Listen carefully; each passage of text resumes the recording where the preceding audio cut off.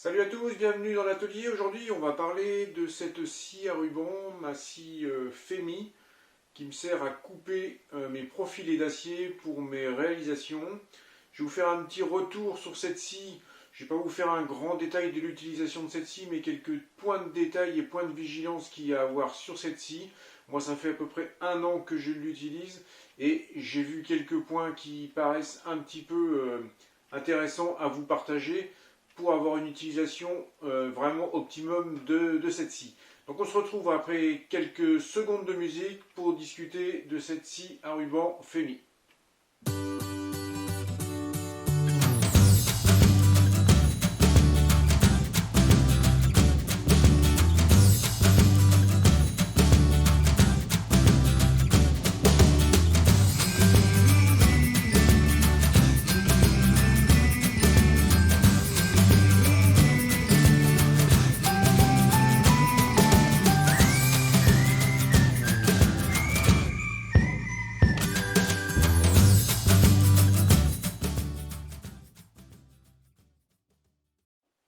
Alors avant de démarrer la description proprement dit de la scie, je vais juste vous parler d'un énorme avantage qu'a cette scie par rapport aux autres équipements de découpe d'acier, c'est que ça ne fait pas de projection d'étincelles comme peut le faire une meuleuse ou une tronçonneuse à disque abrasif.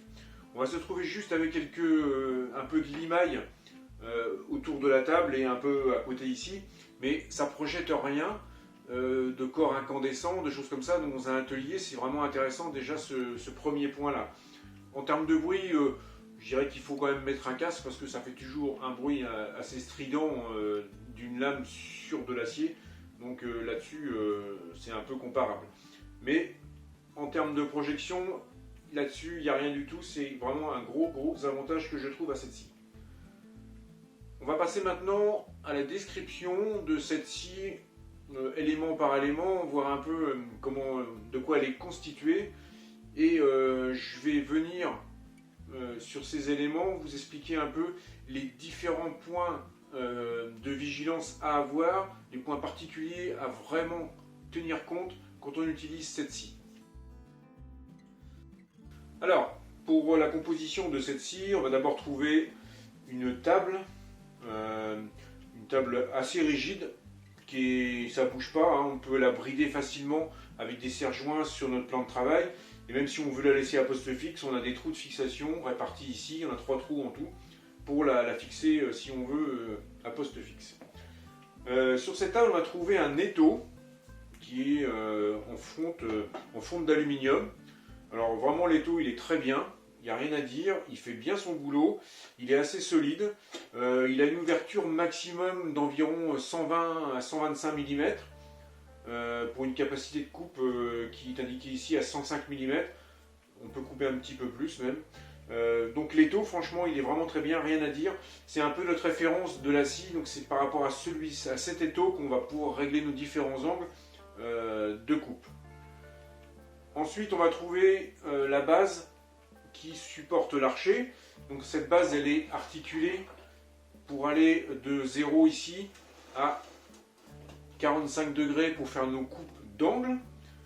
Donc ces deux positions principales sont matérialisées par des butées. Donc on en a une ici qu'on voit, c'est une vis, et en dessous on a une rondelle excentrique. Donc si on veut les régler, on a juste à desserrer un petit peu et tourner un petit peu l'excentrique. Premier point de vigilance sur ces angles.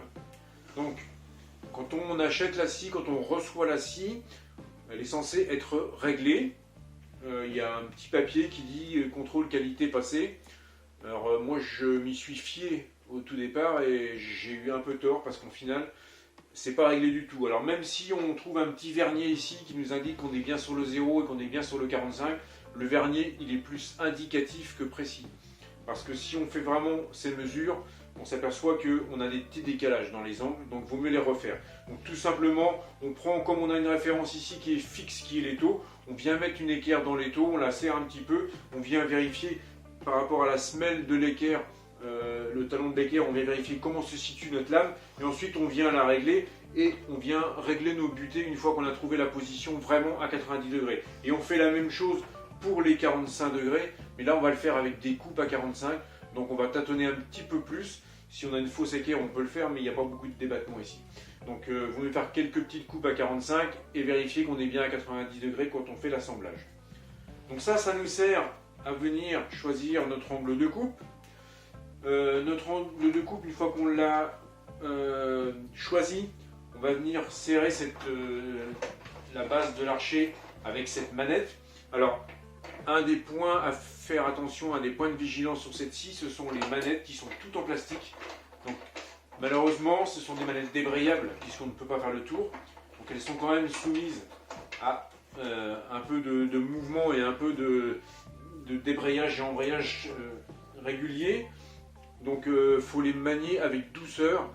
Il faut vraiment faire attention quand on débraye et pas se mettre entre les dents parce que ça casse assez vite, c'est pas très robuste. Moi j'ai déjà cassé une de ces manettes parce que ici ce sont les mêmes types de manettes, débrayables aussi, et ce sont des pièces qu'on manipule beaucoup. Donc ça, les manettes, c'est un point de vigilance à avoir sur cette scie parce qu'elles sont vraiment à mon goût un peu faibles. On trouve aussi sur cette, après la base, on va trouver l'archer. Donc l'archer qui permet de faire son mouvement de descente de coupe. L'archer est équipé ici du moteur. Donc c'est un moteur sur celle-ci de 850 watts et qui possède 2 vitesses. Donc on a un petit interrupteur qui se trouve ici qui permet de choisir la vitesse 1 ou la vitesse 2 en fonction d'un petit tableau qui se trouve sur le moteur qui nous indique par rapport à la taille de ce qu'on coupe et par rapport à la nature de ce qu'on coupe, que ce soit de l'aluminium ou de l'acier, on a un tableau qui nous indique la vitesse à choisir. Ici on a un bouton marche-arrêt qui permet de mettre en premier lieu le moteur sous tension, mais la mise en marche de la scie ne se fait que par la gâchette. Donc c'est un bouton qui n'est pas avec un auto-maintien, donc dès qu'on lâche la gâchette, ça arrête la scie, c'est assez bien. Sur l'archer, on trouve ensuite le bouton de tension de la lame, donc on doit toujours travailler avec une lame extrêmement bien tendue. Et ensuite, quand on arrête de travailler avec la scie, on détend la lame pour éviter qu'elle prenne trop de fatigue et qu'on la laisse toujours en tension. Ensuite, on va trouver sur cet archer, donc ici on a 2 galets qui sont fixes, qui permettent de guider la lame avant qu'elle ne rentre dans les tambours. Et ici, on a un porte-galet qui lui est mobile, qui permet de donner l'ouverture maximum pour la coupe. Donc ce porte-galet qui est mobile, il faut vraiment y faire très attention. Alors je vais tourner un petit peu la scie. Voilà, ici c'est un gros point de vigilance à avoir parce que quand on serre notre porte-galet ici, si jamais, vous voyez, le porte-galet quand il est desserré, l'effet ressort de la lame tend à l'emmener comme ça. Parce que la lame, quand elle sort du tambour ici, elle n'est pas alignée avec l'axe de la coupe. Donc l'effet ressort a tendance à emmener le petit chariot ici. Et si on ne fait pas attention et qu'on ne le maintient pas de cette main-là avant de serrer, on va venir serrer notre chariot de manière... Voilà, on peut le serrer comme ça, il est incliné, vous voyez, il y a un jeu ici. Et la lame ici, elle n'est pas droite. Et la coupe, on ne va pas la faire à 90 degrés, elle va partir avec un angle. Donc ça, c'est un super point de vigilance à avoir. Toujours serrer son chariot. Voilà, en le faisant... Vous voyez, si je le lâche, il a vraiment tendance à repartir. Donc il faut vraiment le serrer en le maintenant avec l'autre main, de manière à ce qu'il soit parfaitement appliqué ici sur le carter de la scie.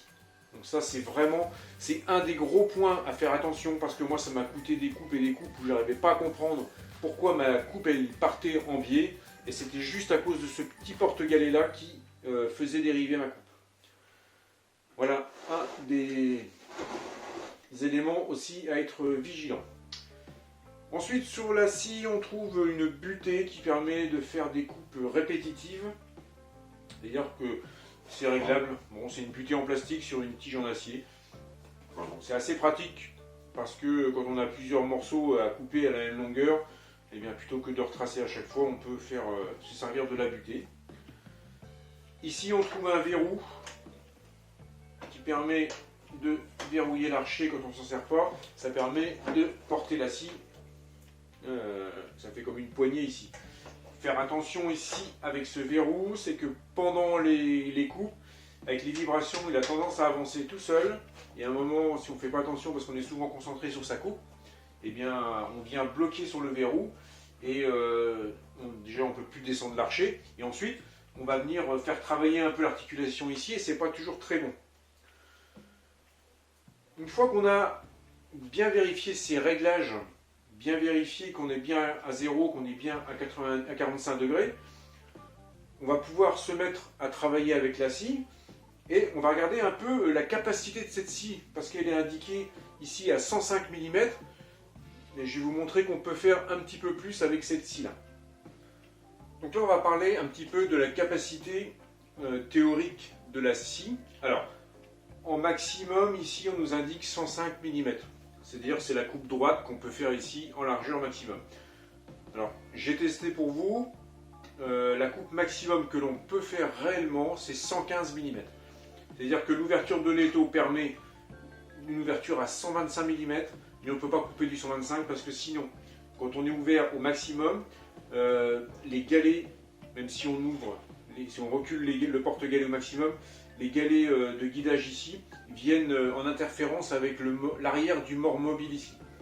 Donc 115 mm, ça sera la coupe maxi que l'on pourra faire en partie droite. Donc on a gagné 10 mm, c'est pas grand chose, mais des fois ça peut juste dépanner.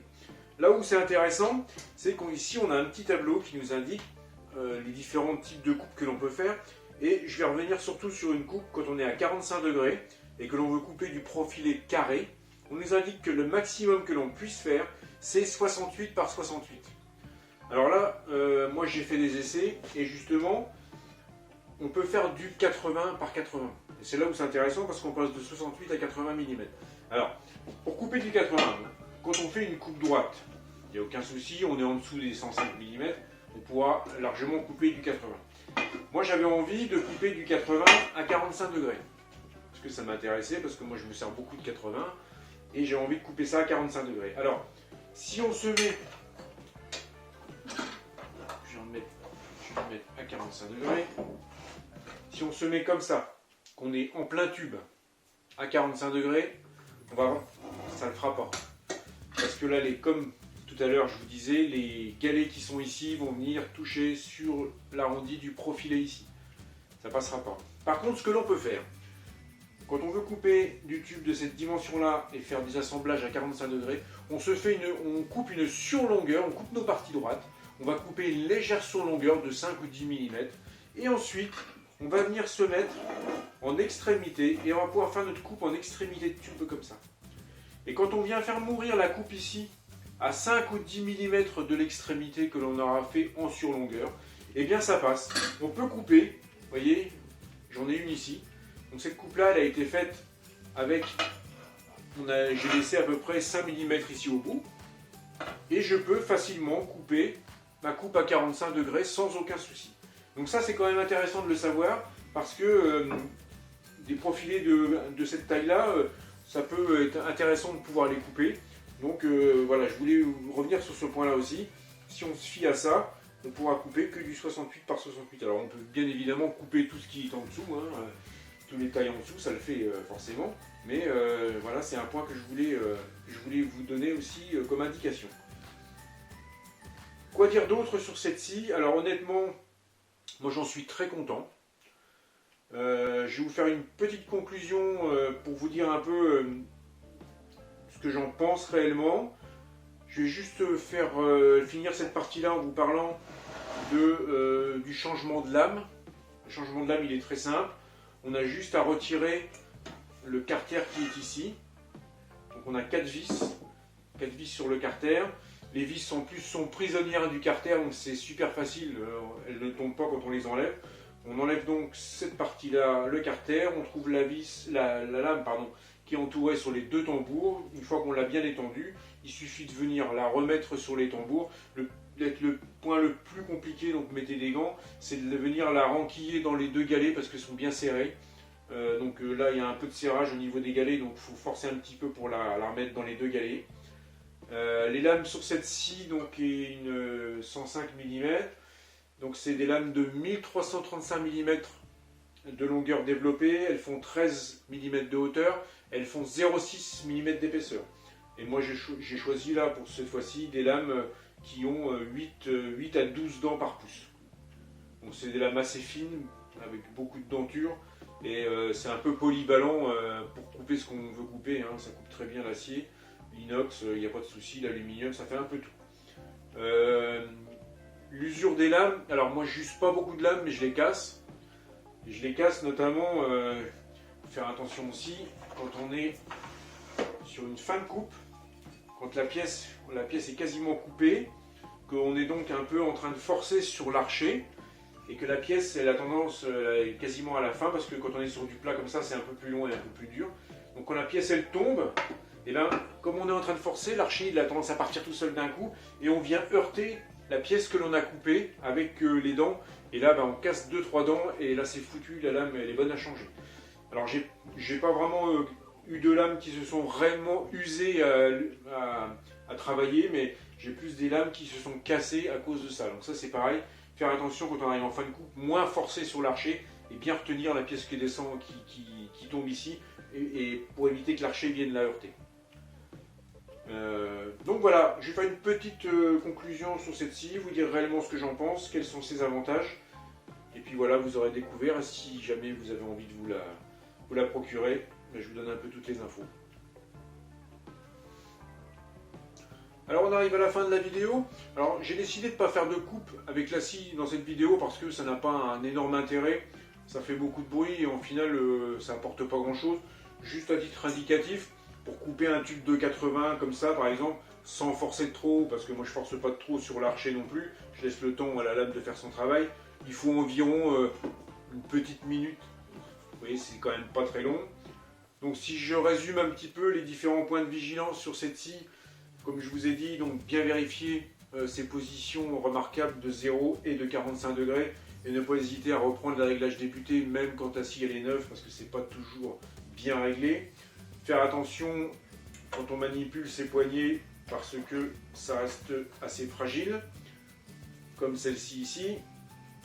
Super vigilance sur la position du petit chariot ici, puisque c'est un chariot qu'on a besoin de bouger très souvent pour amener les galets, parce qu'en fin de compte il faut amener les galets le plus près possible de la pièce pour que la lame ait le moins possible de porte-à-faux. Donc c'est quelque chose qu'on va bouger très régulièrement, donc toujours être bien vigilant au resserrage de ce petit chariot pour éviter des mauvaises surprises. Voilà un peu le tour de la scie. Alors moi ça fait à peu près 1 an que j'ai acheté cette scie, je l'ai payé 380 € de mémoire. J'ai pas de partenariat, donc, mais je vais quand même vous dire, moi je l'ai acheté chez Restool, parce que c'est eux qui distribuent la marque Femi. J'en suis très content, c'est vraiment un achat que je recommande si vous travaillez l'acier, que vous avez besoin de faire des coupes régulières. Franchement, vous ne serez pas déçus, parce que ça fait un bon travail, et sans vraiment mettre de la saleté partout, comme les disqueuses ou comme les tronçonneuses à acier. Donc voilà, j'espère que ma démonstration vous guidera dans votre choix. Si j'ai pas tout dit ou si j'ai oublié quelque chose ou si vous avez des questions particulières, n'hésitez pas, vous pouvez me les mettre en commentaire et je vous répondrai bien volontiers. On se retrouve d'ici quelques temps pour une nouvelle vidéo sur ma chaîne Les Bricoles de Pascal. Donc je vous dis à bientôt. Salut!